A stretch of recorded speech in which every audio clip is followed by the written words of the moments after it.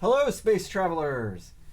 This is Kale McCullough, and I'm captain of the Kabuki Starship, and you're watching Cooking with Kale, where we make open source cookbooks, and mainly in Markdown, because I'm totally obsessed with Markdown.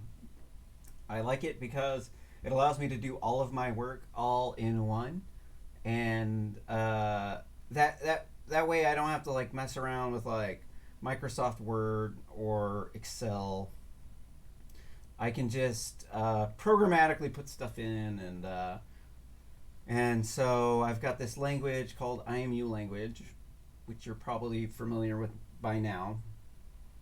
And IMU language is basically it's a superset of Script2, Doxygen, metadata JSON, and Markdown. And what it does is it allows you to interface your pen and paper with like GitHub and AI. And it's incredibly simple the way it works. So today on the show, what we're going to do, we're switching over to a different cookbook today because I'm trying to limit it down. So we have, how many cookbooks do we have? We have the KabukiPress cookbook, which is what we're going to work on today. We have the IGEEK cookbook, but I have not started on it. And that's the Interactive Gym Environment and Educational Kit. Then we have the Green Tech cookbook. We have the A Startup cookbook. And then the Kabuki Starship cookbook. And so the plan is I'm going to go between cookbooks, because what I'm doing here is I'm, helping make the material, trying to provide entertainment, because, I don't have a whole lot of friends that are hanging out. I'm from Eugene, we got a mob of homies go downtown to the bar, but I've just been hanging out by myself and with my son and my mom. And we're refining this IMU language and the Chinese room. And so today, first off, we're going to start by reviewing what we did yesterday, because the neurons that fire together wire together, and you need to do it so that you do not overfit the neural network, which means it means that you're overlearning. We've actually proven with AI that overlearning is it happens. It does. So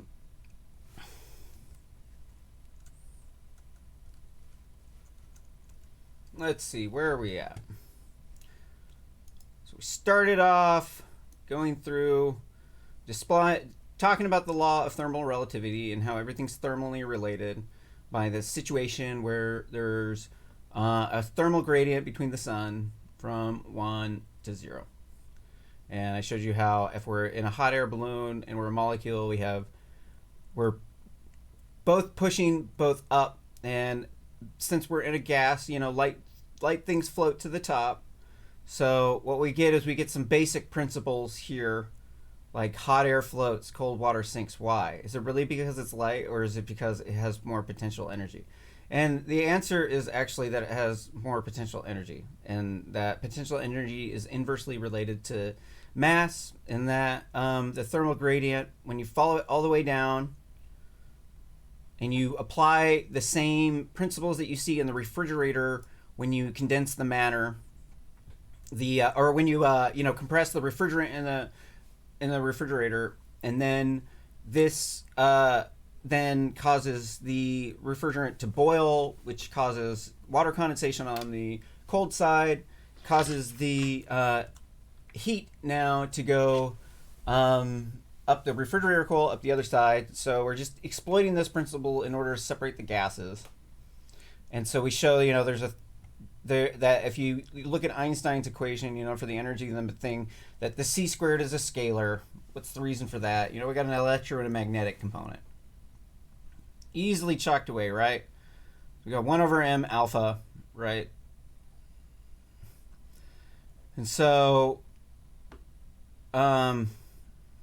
we could show, that there's chemical reactions blowing back up, and that the sun is actually going the way it's going because it's getting colder, which makes a lot more sense than gravity, right?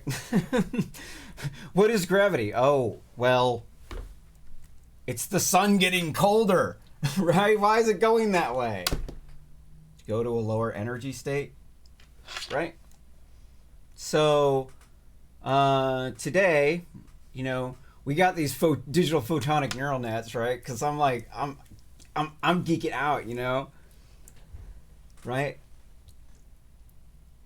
IGEEK, yeah, woo woo. No, check this IGEEK. It's awesome, dude. We got this like simulation of the human immune system, and we got the Chinese room, and then we're simulating these different environments. And there's not a lot of work done right now, but it is my belief that we are in a supercomputer. If you watched the digital photonic neural nets episode, you'll understand why I think that, because that 1 over infinity thing is kind of real. And those digital photonic neural nets are really easy, right? Because like the thing about the neural nets is the wires get so big that it makes it so it's like really hard to do it. But all you got to do is just use some like LEDs, man. Like anybody who knows anything about electricity is like, man, that's the easiest way I've ever seen to like make a digital photonic neural net. It's like stupid easy. You're putting a lattice of these little light balls, and if you're in outer space and you're gathering up water because you finally figured out, oh wait a minute, hydrogen and oxygen combine to make water, heat up outside the spacecraft, right? Got water condensation. What's happening? Thermal gradient pointed inside the craft, right? Because usually you don't put a bunch of ice on the outside of your spacecraft in a ball. You're trying to make like some space age craft or something, and this just isn't the way to make a spacecraft. Like, you want to be in a ball. Why? Because what happens when you get hit with space junk, right? You just get pounded, wham, wham, wham. What used to like break your spaceship is now fuel, because the outside of the spaceship is so easy to repair because it's made out of metal. You want to walk on the outside of the spaceship, you got boots. You want to walk in the side of the spaceship, you got fans pointing down on you, right? So, but we got to power this with some software. And so what kind of software are we going to use? Of course, we're going to use the Chinese room. So, here's what the Chinese room is. Let's switch over to the document camera. Oh, wait. We have to start off the log because the neurons that fire together wire together. And this one is the primary log. And I have a new system. Or this one's the blue. Basically, you just take a marker, because it's just so easy to mix up. So all you got to do is just look for this. And so I picked black for the primary log primarily because it's like the color code is all zeros. If you're going to pick one, it's either going to be white or black. It's probably going to be black. Black is just easy. And then I got the black clipboards. These things. But don't need them on the projector. So, last time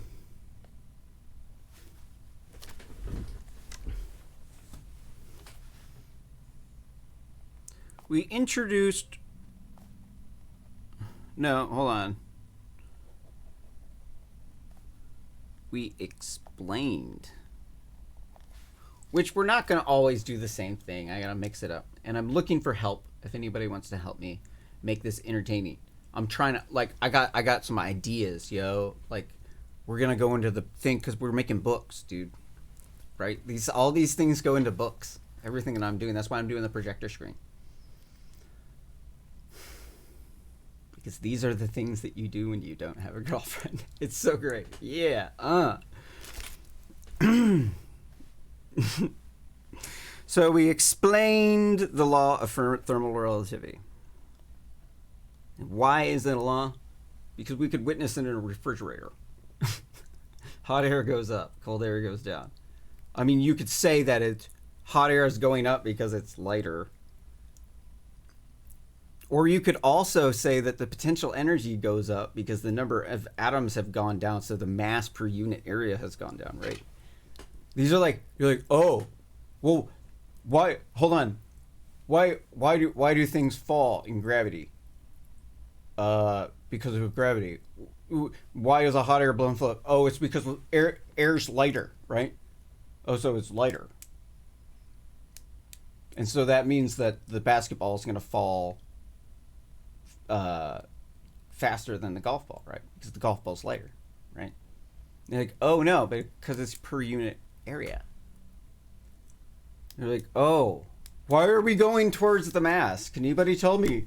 We're falling towards the mass. Why are we falling towards the mass? Sun's hot. It's because the sun's heating up. Like, am I in an alternate reality? These people are geniuses. Like, this stuff's so easy when you look at it from the standpoint of highest to lowest potential from the periodic table. Like, well, yeah, I mean, it's a gas. The lightest stuff lists at the top. Anyways, I'm getting distracted. Okay, so what's happening? I explained the law of thermal relativity. Okay, and then today we're going to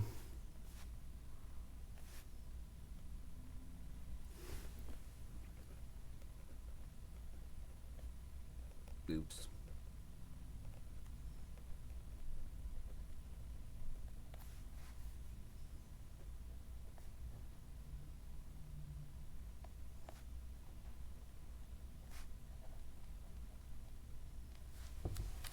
All right. I don't have any other plans because this is a very in-depth subject of how this actually works.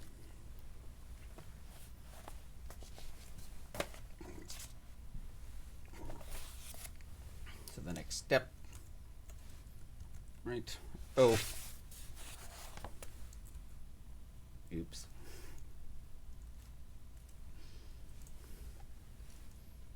Next step at this point in time then is to switch cookbooks to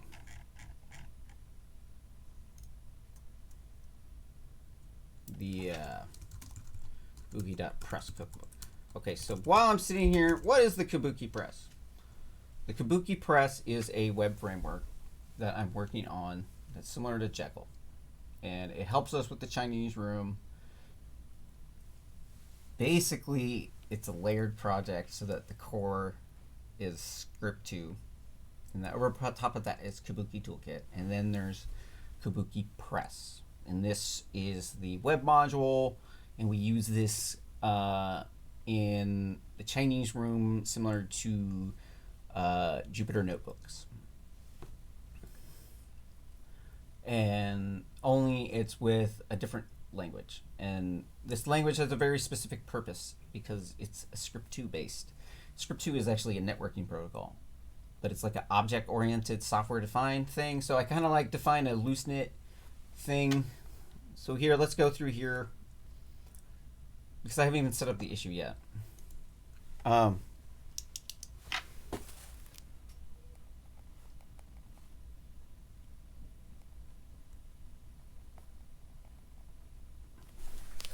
Okay, so what is script 2?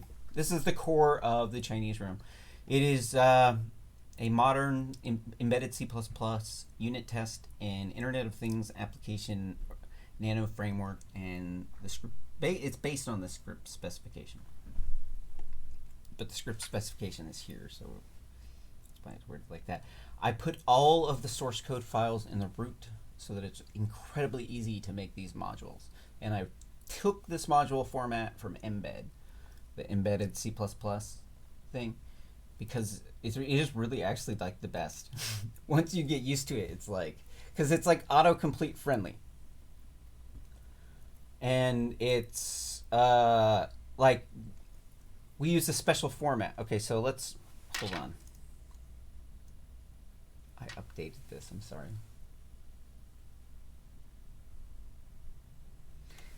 It's lovely because you get to see how my workflow works.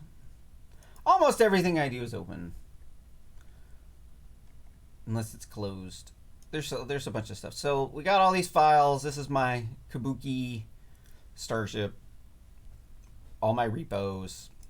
Here's like the IGEEK stuff. Here's the KabukiPress, KabukiPress client. Some other products here. Got like some MIDI controllers. So you can make MIDI controllers. You could do applications. You could do like math stuff. What else can you do? Make video games. The graphics aren't very good. I have a game called Unsenia.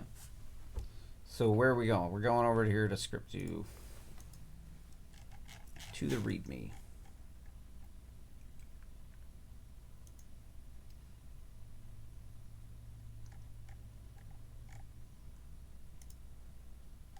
So what this thing does is it does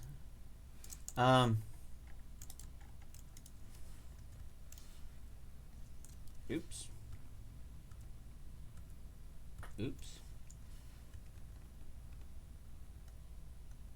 I don't know why I did that. What do we got? It's a cross-platform embedded C++ replacement. So it basically, I build on, like, I only use a little bit of stuff from the C++ standard library. Everything is unique in here. We have our own text string processing library that's wicked fast. So we do like interprocess communication. So, you know, it's like a networking protocol. It's just got like a basic handshake, and then whatever you want to do is software defined. And I just set up this interface to be able to do stuff. So we got this ultra fast Unicode string processing. Sorry. Let's get the and so what we got is this thing called the Uniprinter, and it's wicked fast. I wrote the world's fastest number printing algorithm. Well, not the floating point. I just optimized that with my code because I figured out a way to get rid of most of, like, over half of the division instructions. And so I'm not going to go into that because you can read the research paper that's on it. It shows you exactly how it does it. And with some benchmarks that are out of date. I'm sorry. I need to update everything. I'm a one-man band. I'm looking for help if anybody wants help. So we got a unit test framework with these seam tree things, which basically, if you can imagine, like each seam has its own test, and that you could like turn things on and off, and it's really easy to like isolate whatever you want to test and inject test data. We got our own data specification called the ASCII Data Specification. The automaton standard specification for information change, and it's called that because it mimics ASCII. It's got these things. I'll explain them here pretty soon. We're just going through here, and then I'm going to draw some pictures to keep you entertained, and so that we can use for the book. We have our own style guide, and it's incredibly easy to read. Incredibly easy. Like here's an example of like the code.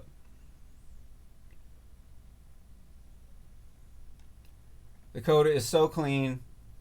It's so clean, and like this is a debug macro. So I'm wiping the memory, just writing some zeros on it. And so what we do is it's this modern embedded C++ approach. It's different than all of these other approaches because what I do is I use these C with templates core because we had our own data structures, and they work for all the different data, like bit depths. And there's how many different types? I don't know. I just revamped it so there's like some crazy, like hundreds of thousands of data types. But there's like a core number of data types, okay, and there's like 32 data types.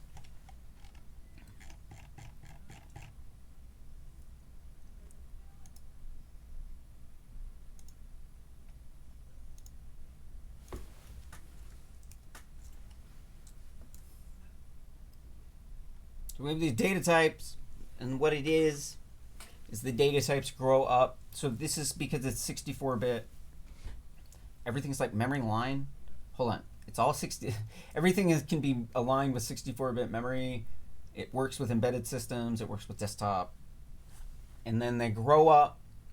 And so what we do is there's like a 8-bit is A, 16-bit is B, 32-bit is C, 64-bit is D,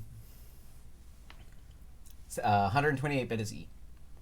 So this is a signed integer. It's a ISB because it's easy to say, it's easy to remember. And when you start to like learn these codes, they're so wicked fast because like, you know, look at the code. Let's just look at this code. Okay. These things, they stick out. They just pop out. Once you get used to them, you never want to go back because they're only 3 letters and they're so short. And the other way is like really long and wide. So we use this for the Chinese room because it's like wicked fast. And you'll see when I describe the protocol here in a bit. I'm just touring through, well, a little bit of an overhead tour.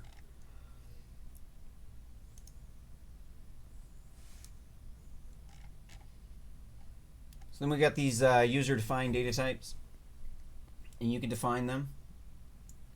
And since these are all of these right here, they all grow up like this. It makes this pattern. Like we could make these things, so I could make like arrays.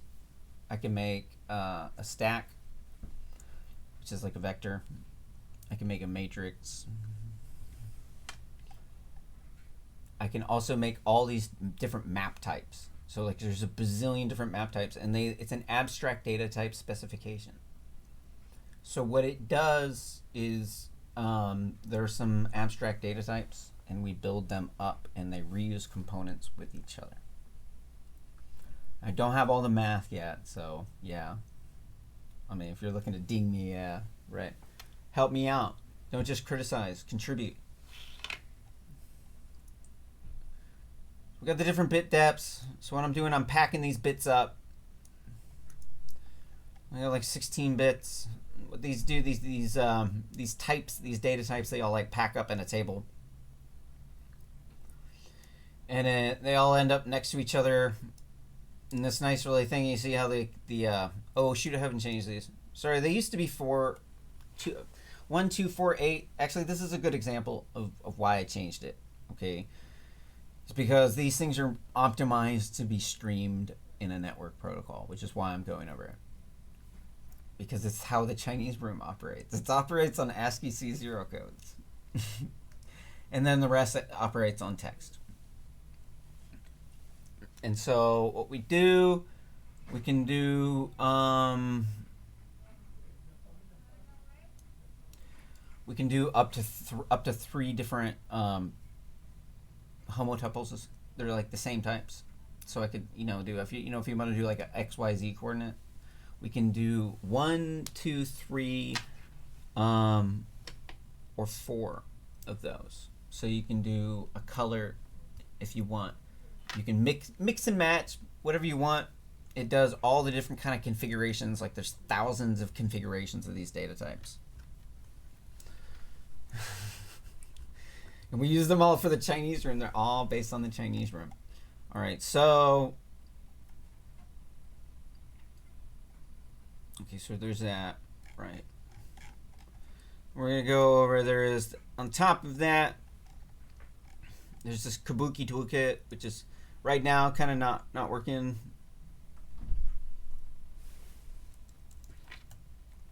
Oops. Sorry. I'm still getting used to the hotkeys. So there is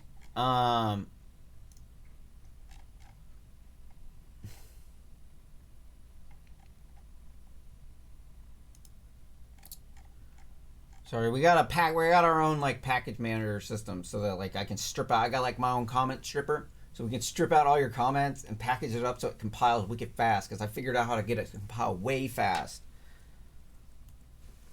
Way fast. Like, we're talking like, boom, it's up and running. Like fast. I've never seen anything this fast. This thing's like, and also it like runs wicked fast. Because I made everything about it.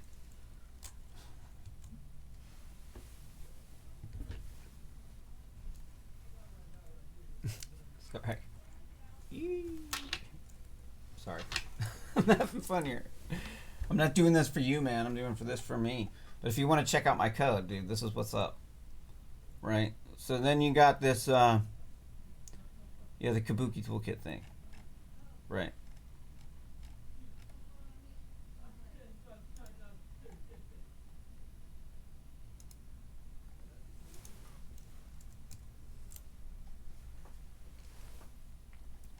So we got this Kabuki Toolkit, or it's the Chinese Room Abstract Stack Machine. So it's crabs. Kabuki Toolkit is a modern embedded C++, Script 2, and IMU language toolkit. And this is how we're going to make all these fancy technologies that I'm talking about. Right? So the best place to get started is the KabukiPress cookbook. And that's what we're working on, right? So it's an open source book that teaches you how to make intelligent connected software, websites, books with modern embedded C++, Script 2, and IMU language. I really like vision and mission statements. I'm going to do my own video on mission and vision statements sometime soon. The mission of Kabuki Toolkit is to make it easier to make high-performance, fast products in embedded C++, Script 2, and IMUL. Our vision is to eliminate wasted time, resources, and money throughout the computer software, throughout product life cycles. It's a Mozilla license, and I'm trying to do that, to encourage contributions back. And then beyond that, there's the web framework, and to be honest, there's not really a lot to show. So the web framework is based on Script 2, and basically with Script 2, we can, you got to read the specification. I'm not gonna go over that. But this allows us to then create the Chinese room with all of these different technologies and make robots. And on later episodes of Cooking with Kale, we're going to make the robots.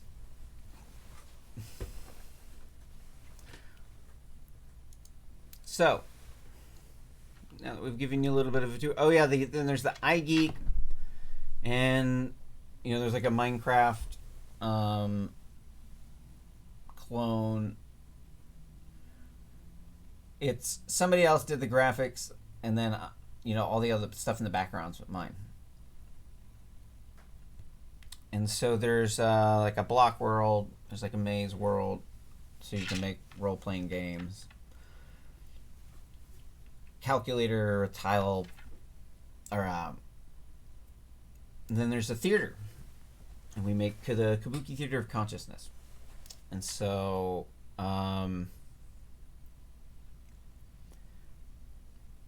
with that, I'm going to switch over to the document cam.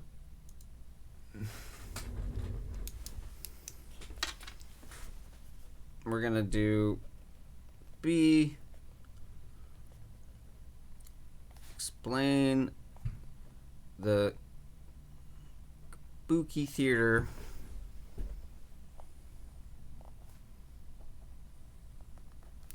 Theory of Consciousness.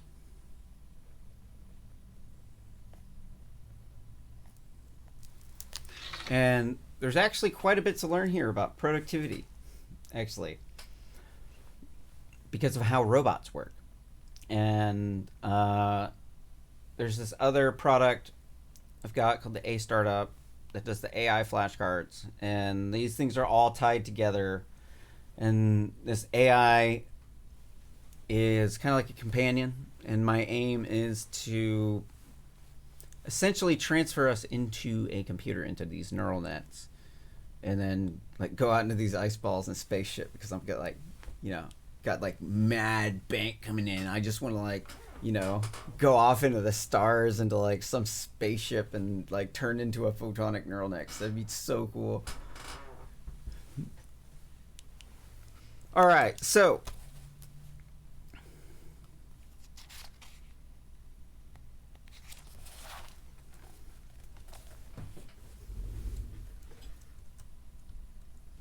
because these things actually do take, you know, work. You know, we actually have to do the work. This show isn't, we're making cookbooks. So we're going to go to the cookbook, start our session. Because the idea is that you want to work on, primarily focus your attention on the issues at hand. And you want to have a secondary thread so you can like write notes and to do stuff. And so this is our primary and our secondary. No,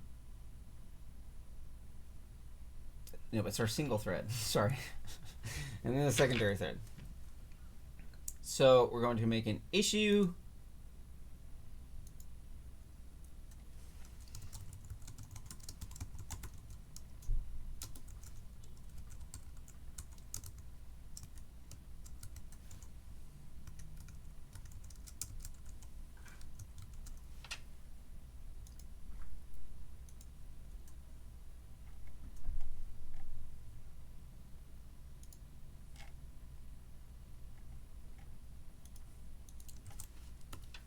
Session. So that's the session. That's where our notes are going to go. And then we're going to say B, explain the Kabuki Theory of Consciousness. Because we don't have to do them in order.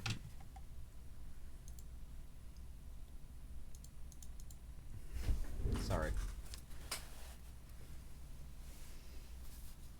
There's an A and a B, but we don't have to do them in order. So I'm going to get better at switching the camera around in the future.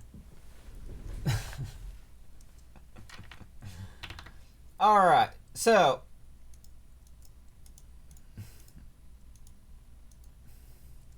problem.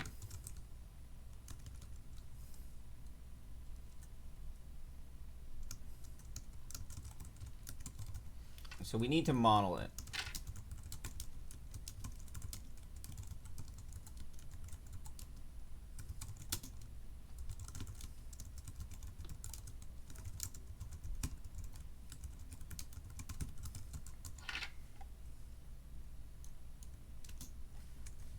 Simpler.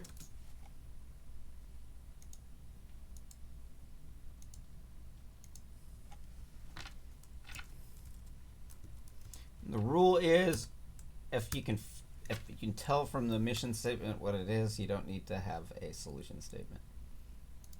So we're going to put this in here, and then we have an issue ticket number. It turns into 45.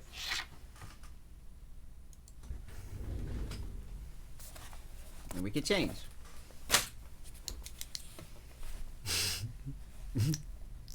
I'm such a nerd. You gotta admit, dude. This is like some nerdy shit, dude. But you know what? It's actually a lot of fun. Why? Because I get to draw and stuff, dude. Like I'm not doing this for you, man. You want to help out with the cookbook? Help out, man. You could just buy the copy. You know, you don't have to watch the show. I'm just doing this so that I can keep the progress on the show. Because you know, this IMU language stuff is gold, bro. It's so easy. It's just a stack machine. That's all it is. It's like that works with GitHub, and it just keeps you on track. See, because you can't keep pushing stuff on the stack. Okay. So first, let's explain why we're even doing this, right? Oh wait. Now we just have to keep on track, right?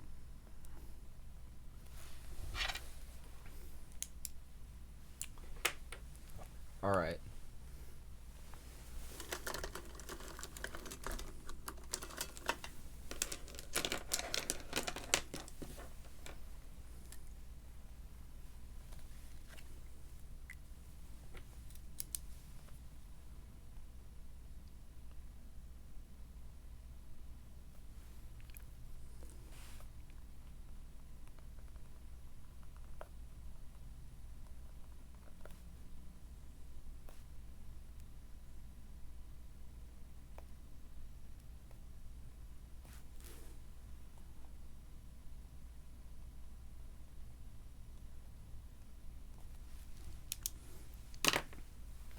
All right, so let's say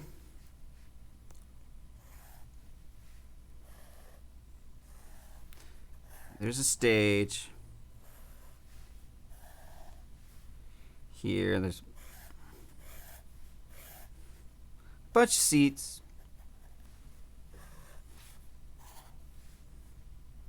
There's a balcony over here. There's a bunch of people up here.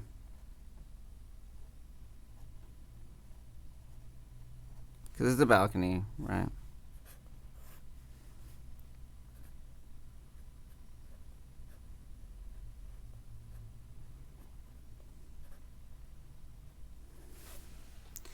And you are the conscious entity.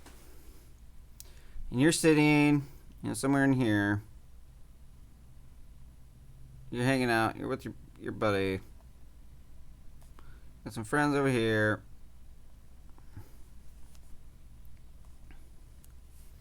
And you're watching the play, and on stage,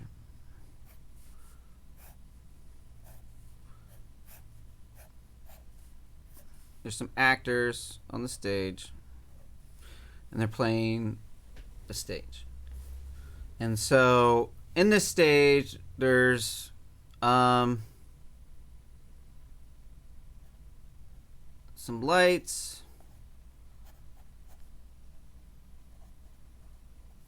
They're projecting onto the stage. Let's say there's like a bunch of lights down here. There's some props on stage. So there's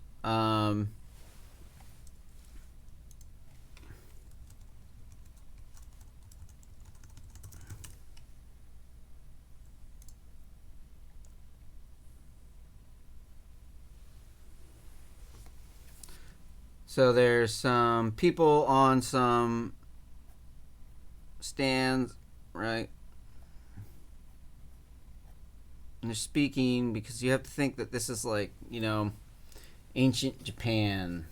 Like, these people have just basic stuff.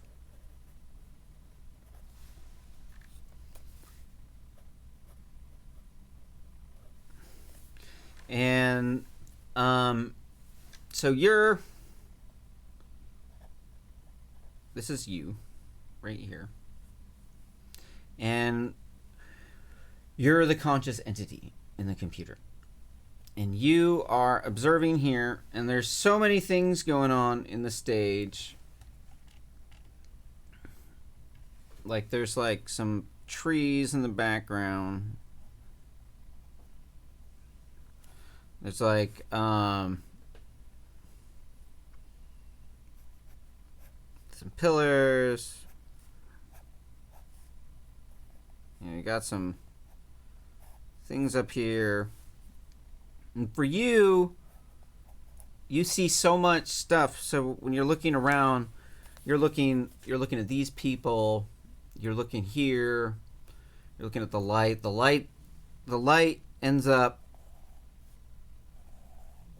casting, it just illuminates you. And so the rest of the stage can be dark.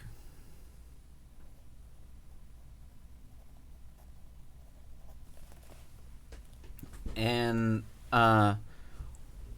so when you're looking around at the stage, bouncing from things to things, it's like you're like at like a music festival or something, like Burning Man, and you're looking around all the different lights, and then everything just is like completely magical, because everything's magical because there's so many different cool things to look at that it's like you like get lost in it. So when we were trying to make a conscious AI, what we have to do is we have to be able to create a system so that sorry, that's not very big. That's you. So what you need to do is you need to use a headline system. So essentially the Kabuki Theater of Consciousness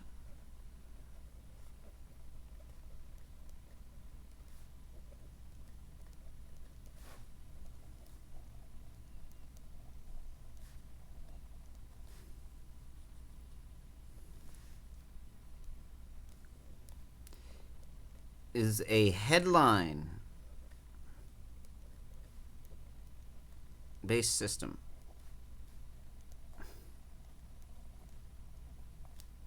Because whenever you're looking here at this object right here, what's actually going on in your mind is your brain is actually thinking, I'm looking at this thing. I mean, I know this is why they call me Captain Kabuki, because I'm Captain Obvious. All right?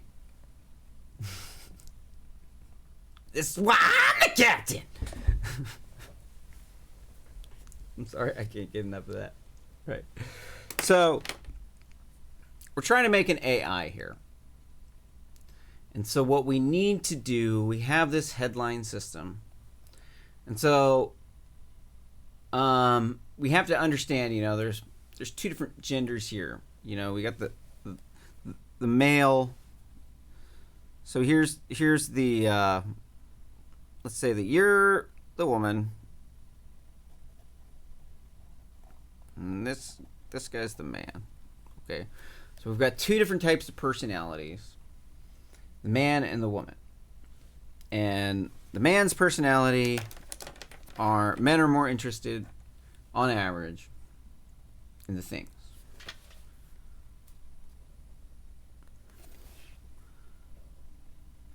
And we're calling them agents. So we're trying to make an AI here, right? You'll see where I'm getting. We just got to get to the A star, right? Got to build it up. The neural nets, right? Because you got to interface the A star with the neural nets, right? So how do you do that? For the web server? KabukiPress. Doo-doo.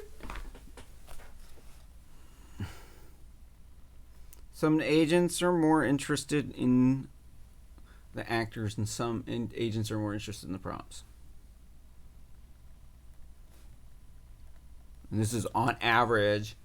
Come on. I mean, they might call me Mr. Toxic Masculinity, but all the women love me because they love kale. And if they don't like me, it's because they're mad at me.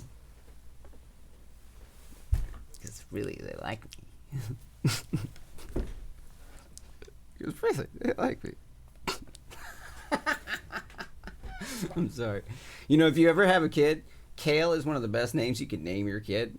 Because, like, women tell me all the time, they're like, oh my God, I love Kale. So some agents are more interested in the actors.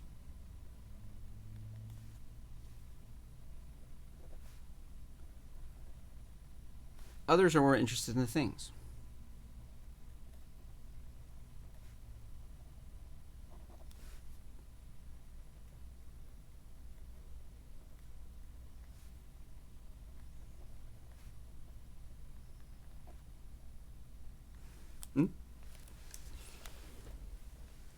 Some of them are more interested in how it works backstage.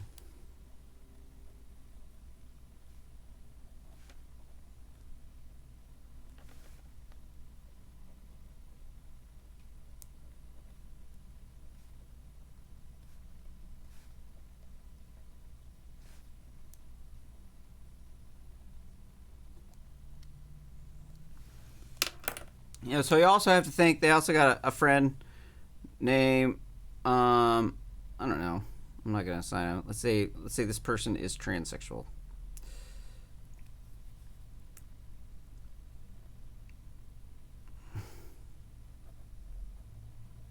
Oops.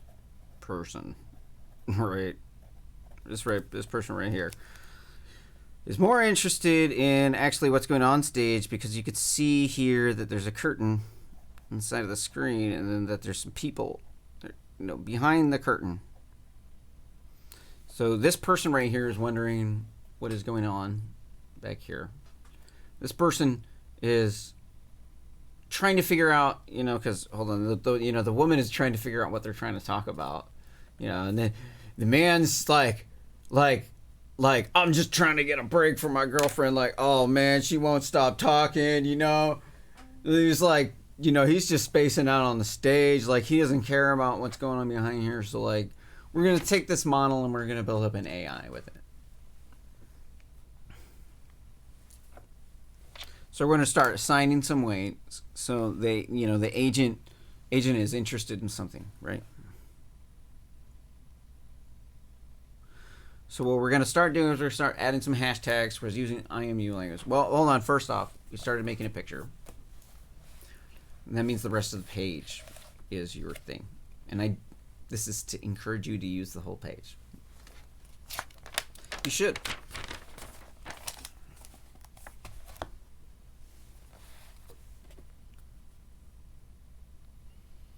Okay, so we're going to start making some rules.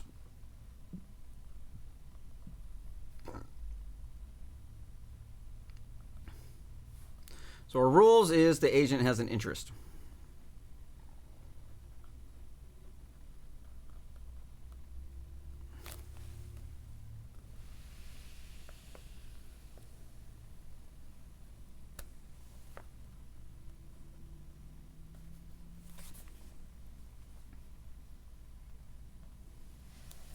We got to set it equal to something, or else it just counts as a hashtag, because IMU language can interface with hashtags, like say on a website. So you have to, if you're going to set it equal to something, you have to like set it equal to something, because it's like scanning the text. You got to look at it. Once you read the specification on how the script protocol works, we'll go over that in the next section here. So the agent has an interest. The agent has an identity.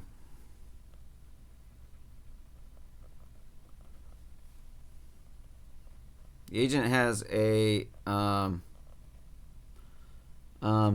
status.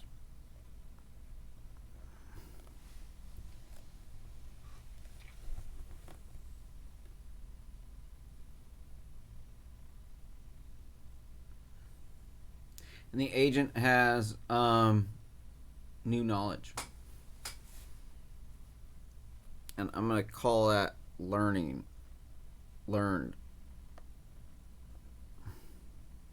And this is the knowledge that was just learned.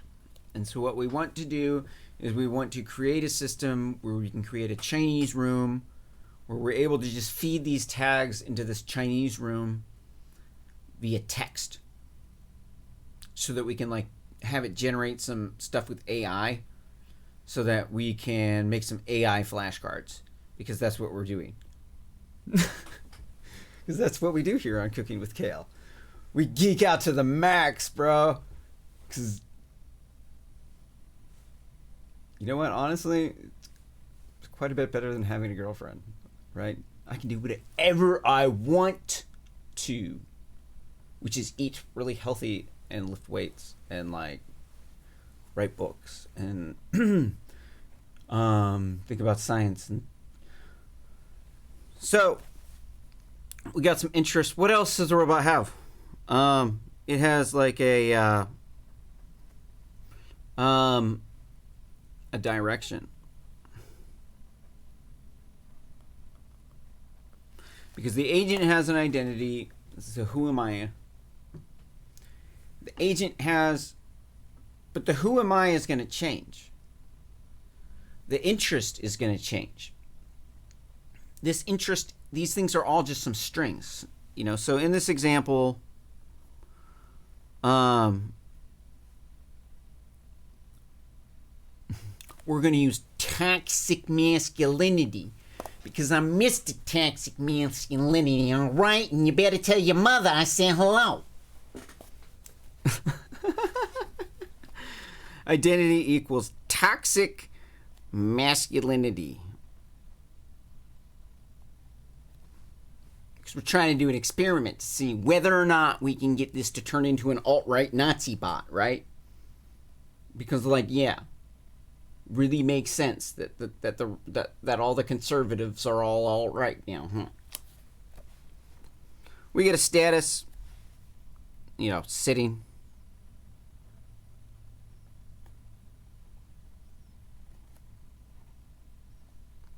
Here, actually, we're going to take this. Sorry, these are strings. Being sloppy here. So he's got an interest. I'm interested in what's going on. But, oh, wait a minute, hold on. Mr. Toxic Masculinity, right? Who's Mr. Toxic Masculinity interested in, right?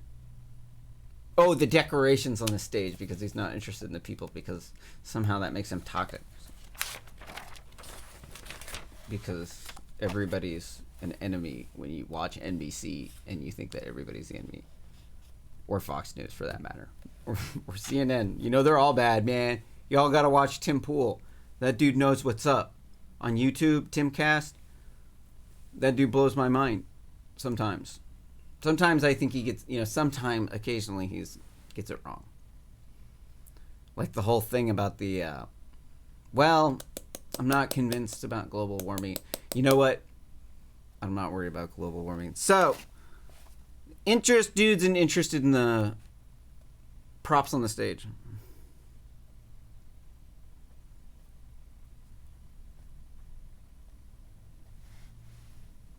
We have a direction. Sitting towards the stage.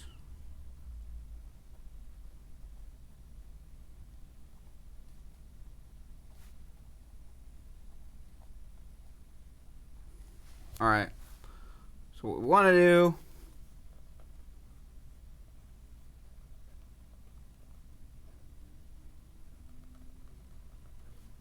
Question is, what is that made out of?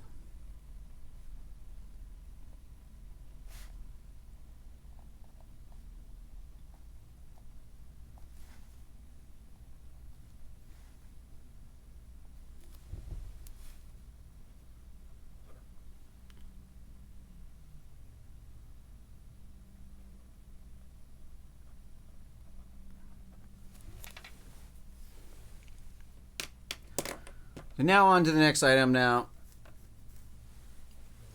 So we've gone through the Kabuki Theater of Consciousness.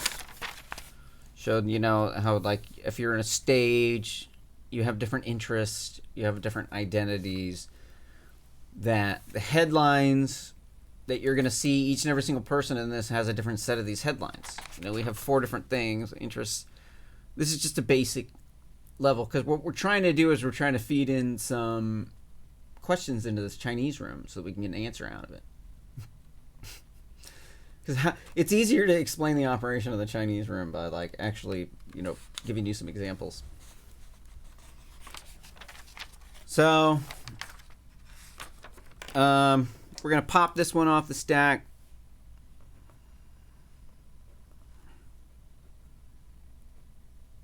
At 14 after. What this does, because it's IMU language, is we pushed on the organization. We pushed on the KabukiPress cookbook. This is all one thing. And these can be folders. It's really flexible. Issue number 45. Explain the Kabuki Theater of Consciousness. So now we gotta go back. Here's some Kabuki.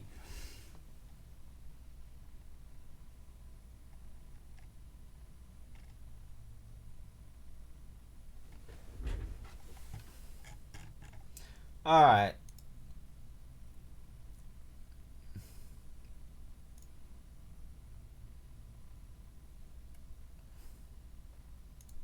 Once we commit it, then it's done. You can close it and open it as many times as you want. Then we got explain the Chinese room thought experiment.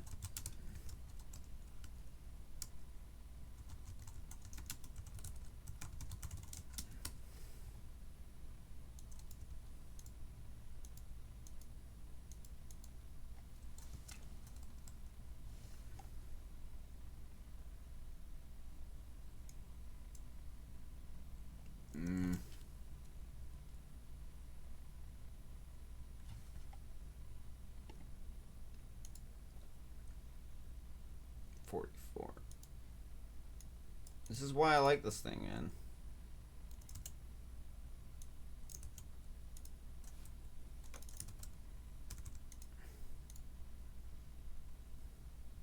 Because what this does is it makes the parent issue so I could just actually track it back to the notes.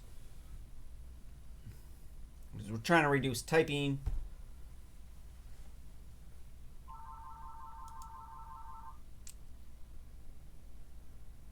So what do we got going now? Wait. So it's number 46.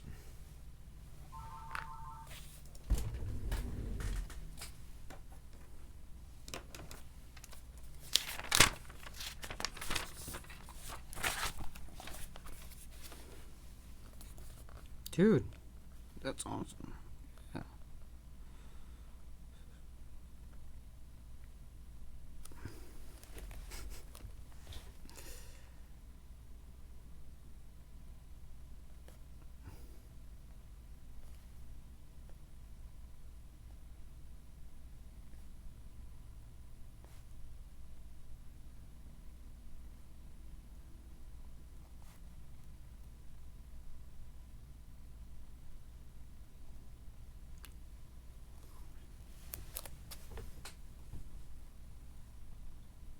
How the hell did they not figure out that the highest potential was 1 in between the 2 stars?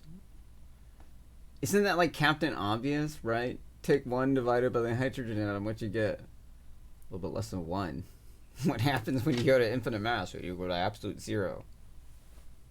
Track it right down to the black hole. I mean, that's just so obvious. It's going that way because it's colder. Duh. It's not like heating up and fusing the stuff. It's fusing it to cool down. Sorry. So obvious. That's why I am the captain. Because I will challenge all of your beliefs and shake them to the core and make you think that you're in a supercomputer.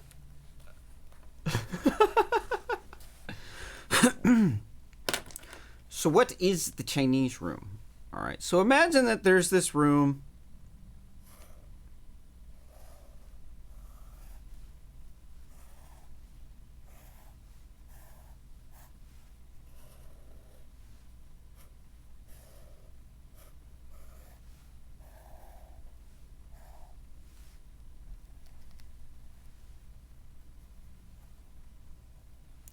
At some point in time, I'll get good at drawing, right? All right. If I practice more, I'll get good. So, there's a door in this room. And this door has a slot in it.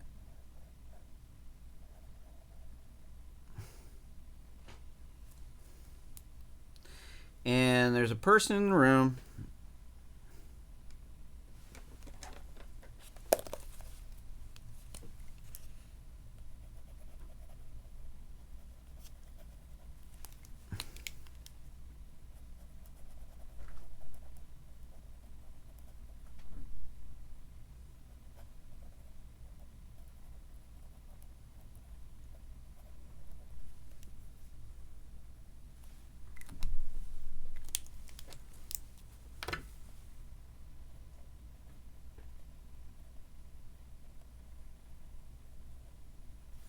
And so what's the stuff that's inside of this room is there is a filing cabinet up against the wall. And in the metaphor, okay, so the idea is that this room is a artificial intelligence made from an office room. And the only thing that's inside of this room is, well, hold on. Originally, they said,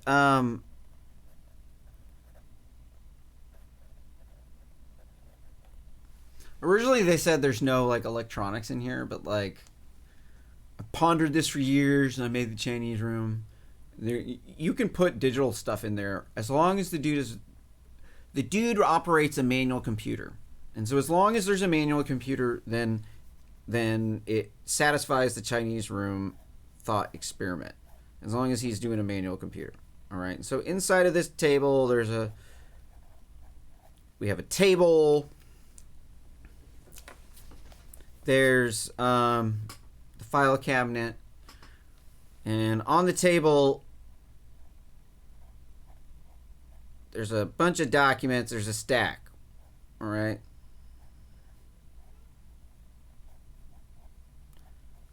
There's a stack of papers or whatever.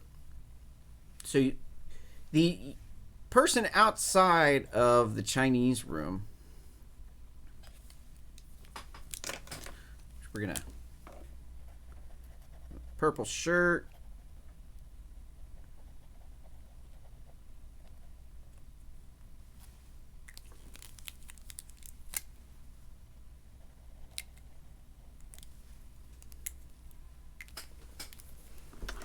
It's green pants, right?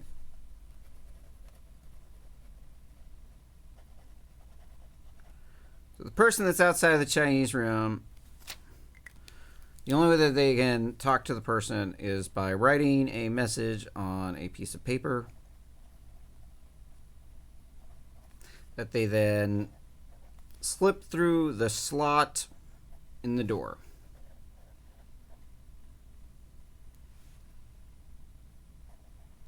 And we're just going to call this a door alpha. And in this room,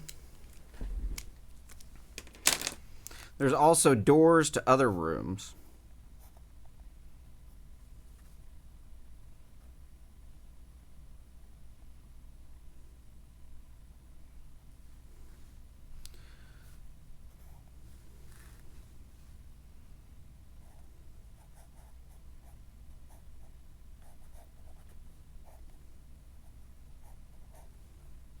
So this one's going to, we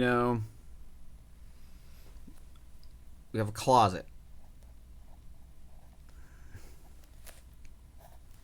And so in our minds, we're going to put different Chinese rooms here. So this person has a question.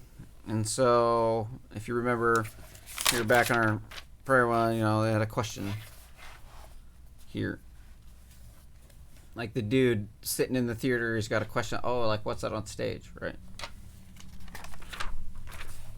So you write the question, you slip it through the door. This guy in here, you can't actually give him a calculator. As long as he's doing the computer by hand. So we're going to say that there's another table over here.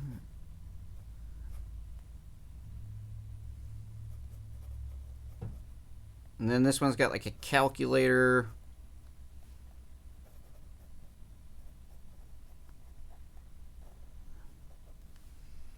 And so this guy takes this message. He doesn't know anything about this guy. This room can speak any language. And so you write the message on the piece of paper, and the guy inside does not know the language.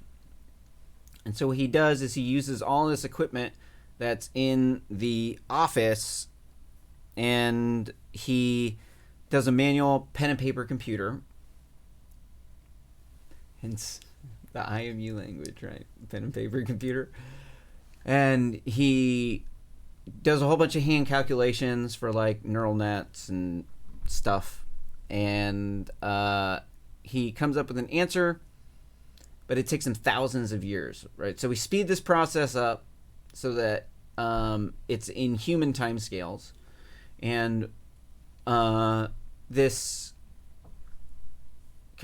room then can speak fluent conversations with you. And so the question is then, is this room conscious? Is this like a real like human entity? Like, is this actually like real intelligence, or is it pseudo intelligence? So in the metaphor, what we can do is we can take multiple rooms together and we can combine them with these doors that go to other rooms. And there's some sort of like slot.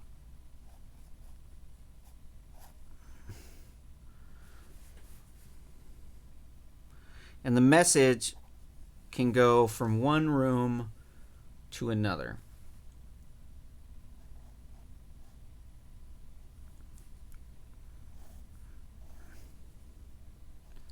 And it can go to another room. And so this person is going to need to, want to file all these stacks, because here's our pip messages, right? So we put a message on, pops onto the stack, onto the top. So first the message goes here. And then the person takes it and then places the message onto the top of the stack.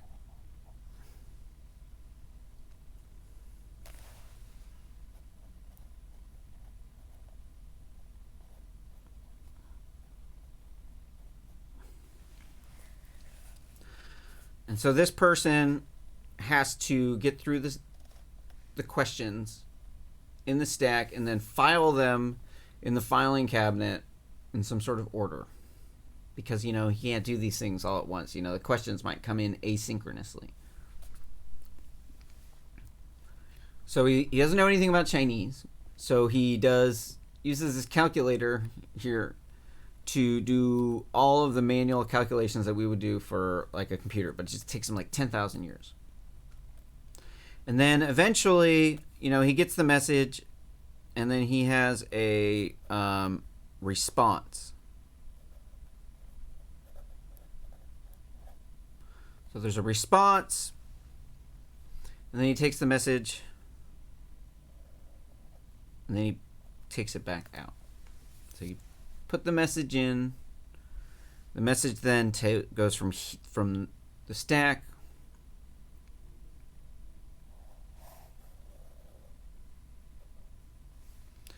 into the file cabinet in some sort of order. And eventually these things end up bubbling up into a tank of what? What do we do? Digital photonic neural nets.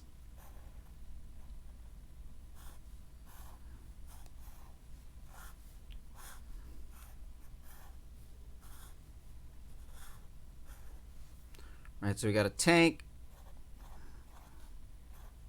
bunch of balls,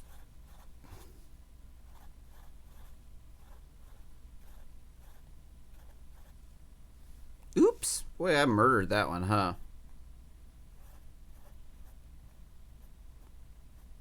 Okay, well, that's not too bad.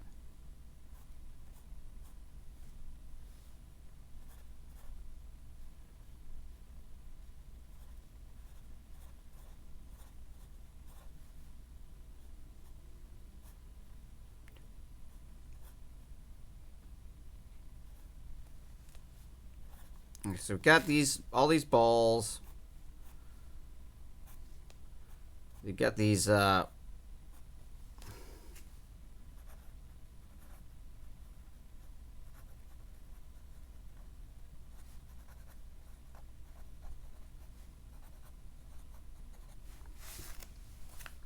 so eventually we need to take this and then convert it through another room.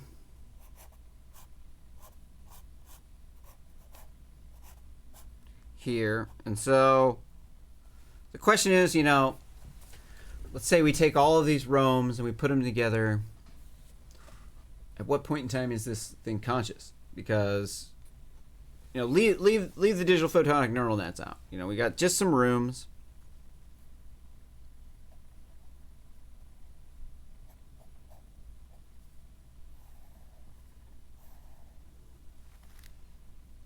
So we could take this message, we can even copy the message in a room.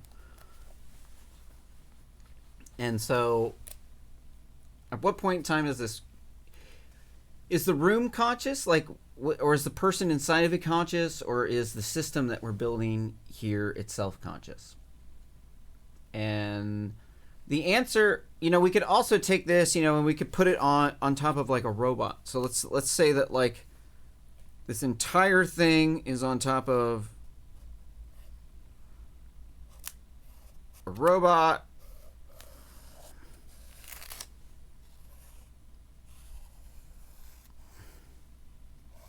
up inside the robot's head.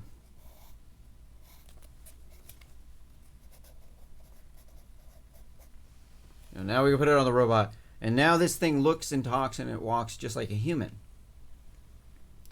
What point in time is this thing conscious?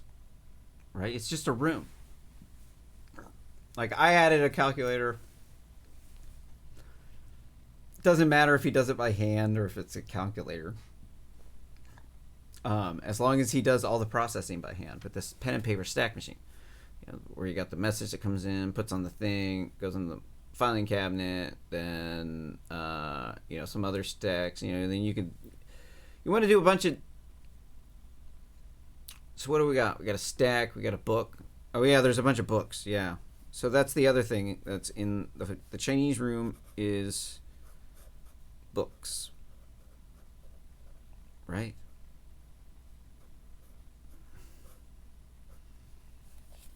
There's books in the Chinese room, there's dictionaries. And then there's a yeah. We're going to put a dictionary right here.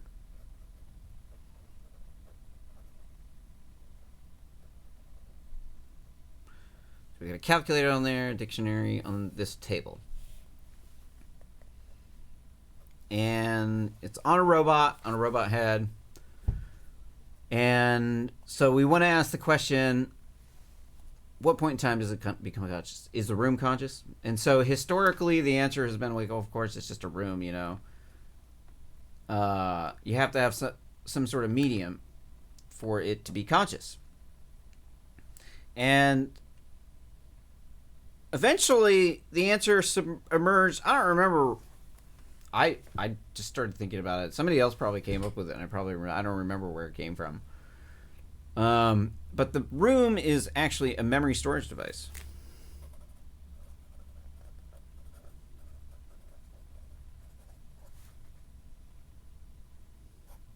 Right? Because, like, remember we have this room? And we see, like, the stuff in the room is in different locations. The dictionary is going to be on a different page. There's going to be a different book out. There's going to be the filing cabinet is going to change, and none of these things require any electricity, though. You know, calculator, you can make a manual calculator. And so, you know, let's even add a photonic neural net. So how on earth does this even, like, translate? So eventually, you know, translating through these rooms, there's people in all these different rooms. They're all called agents.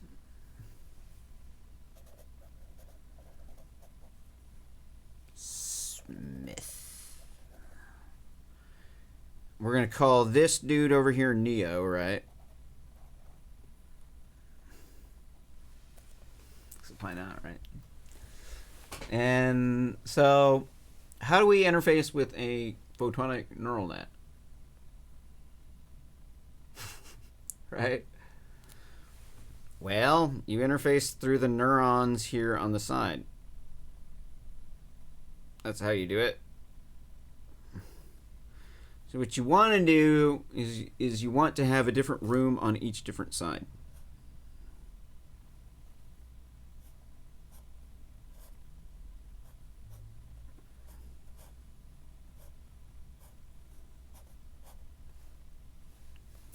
So each one of these rooms is going to,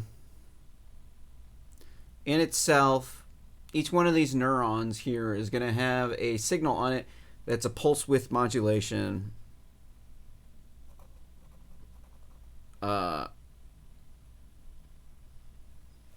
signal that turns into an analog signal. And so this is going to be a value from 0 to 1. And what we want to do is we want to put enough of these so that this turns into one giant piece of paper. Right? Each one of these things on each side is a piece of paper.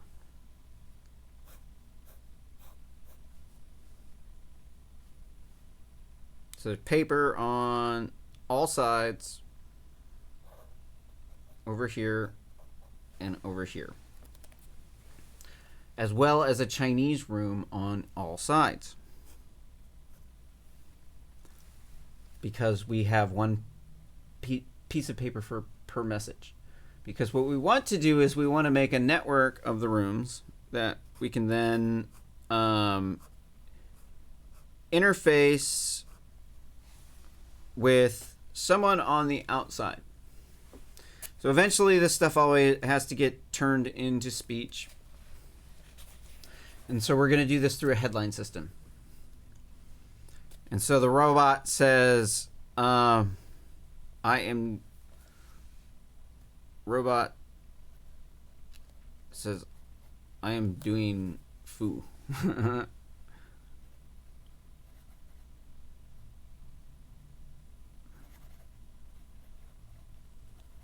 Because it's a verb. I'm running. I'm fooing. I am running.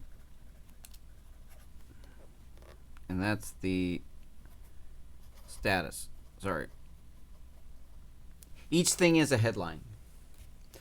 Or if you remember, what do we have here? We have interest. This is a headline.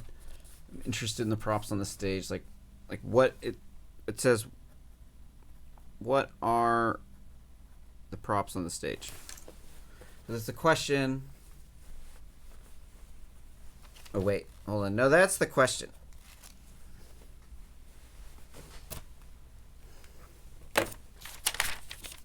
And so we take the questions in, put them on the stack, translate them through the different objects in the room, run them through a network of rooms,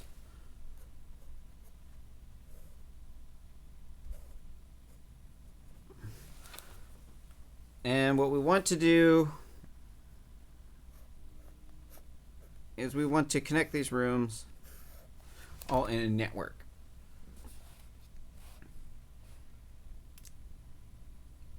See, it makes sense. It's really actually kind of easy, right? Because really all we're doing here is we're just taking some messages and we're taking some headlines. We're taking your speech and then we turn it through this system into a series of headlines that we send through each of these doors, right? So each of the headlines, so like I'd like my identity, we can build these up. These are like questions like, what is this person's identity? So we take these and we put each one on a piece of paper and we isolate them through the verbs, send them through these series of Chinese rooms that we then interface with our photonic neural net in the exact same way that you do computer vision. And that's how we're going to do it. All right. And so in here right now, we're just going to do these with GPUs right now. And usually I just hand code everything because I'm like beat my head against the wall until it's done. Right. No, we're going to use MXNet. I'm sorry. I'm just trying to make the internet work. You know, if we could do anything with my code, I'll do it with ASCII. But I'm time limited. So what are we going to do? We're going to use Intel ngraph and MXNet. And these things right here are going to be in a GPU cloud run on a GPU. In the future, they will be photonic neural nets. And then what we do is we make these pages. Each one of these things is a message. So the messages go from here back into the room, and then the response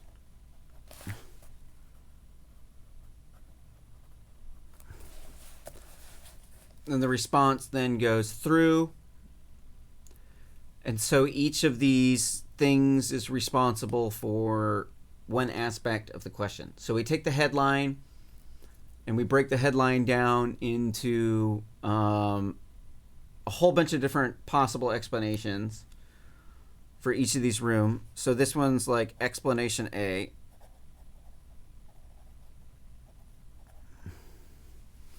this one's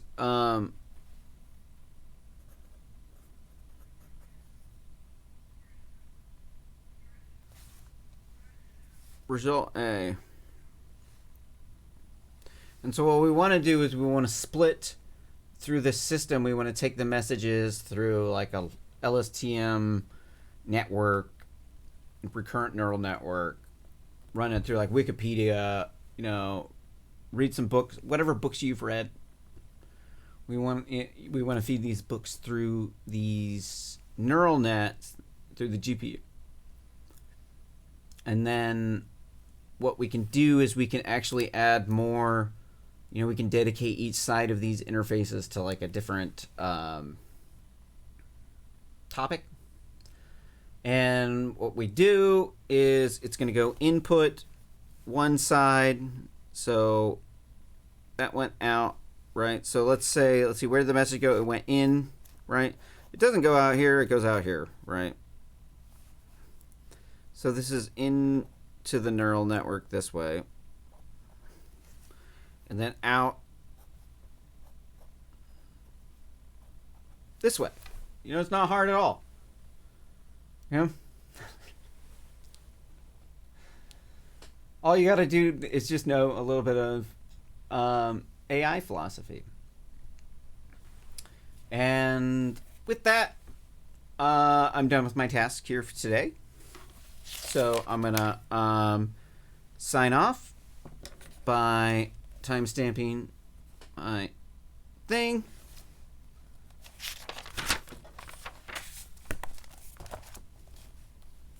Oops.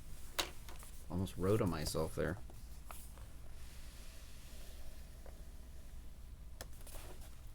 Here is what we want to do. Is we want to pop them all off at 43. And that means that we're done and we clocked off. And then that allows us to keep our timesheet for the day. And with that, I say farewell. And as usual, farewell, Space Cadets. Good luck, or peace be with you and Godspeed. Yeah. Smoke some weed. Yo.